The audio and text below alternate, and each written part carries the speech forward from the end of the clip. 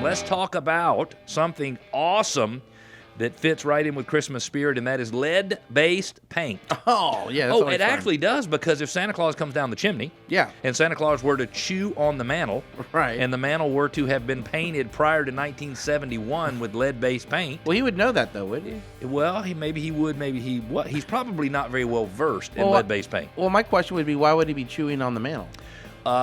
He probably wouldn't, but if he had been afflicted by lead-based paint in prior years, then his mind would be going, and he would be chewing on the mantle. Makes sense. So the issue, by the way, with lead-based paint, Alfie, and they really didn't even understand it until 1971, when the Secretary of Health, Education, and Welfare prohibited the use of lead-based paint in any government housing projects. And it was because they were realizing that lead-based paint, or lead in general, had a negative effect on children. And the effect that it had on children is that it would actually basically slow down their growth. So the actual regulations are intended to protect residents, renters, visitors, and neighbors, especially young children and unborn children, from lead-based poisoning.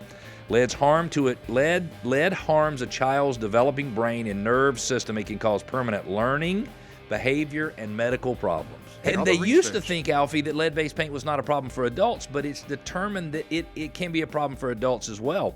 It can raise blood pressure at the risk of heart attack or stroke. It can decrease brain functions, and Alfie, you nor I need any decrease in our brain function. I don't need that to help me. I don't need that to help me. Making it more difficult to think, learn, and remember. And lead can also increase the risk of miscarriage and can cause impotence. Oh, Alfie. Oh, well, that's just not good. I wasn't too worried about me having a miscarriage, but that last one, that got my attention right there. And so if you are doing a rehab project, you're doing any remodeling on anything built prior to 1978 in Metro Atlanta, you were required to use a contractor, whether it is a general contractor or it is a plumber or a painter or an electrician or HVAC contractor. If they're working in areas where they're disturbing paint that is older than 1978, you're required to work with a lead-safe contractor.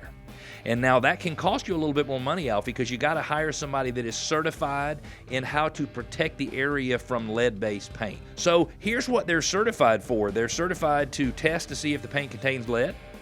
They are certified to train others who work for the contractor or the owner to understand how to protect surfaces from lead, to set up workspace to prevent the spread of lead dust. They are certified in cleanup safety after the work is completed, and they are certified to check the work to make sure no lead dust remains. So if you're doing work on a dwelling in Metro Atlanta and you know that it's older than 1978, you need to hire somebody who is certified to protect the area from lead-based paint. This all comes from a question, by the way. We're planning to rehab a condo and it's older than 1978. What do we do to stay legal with the lead-based paint?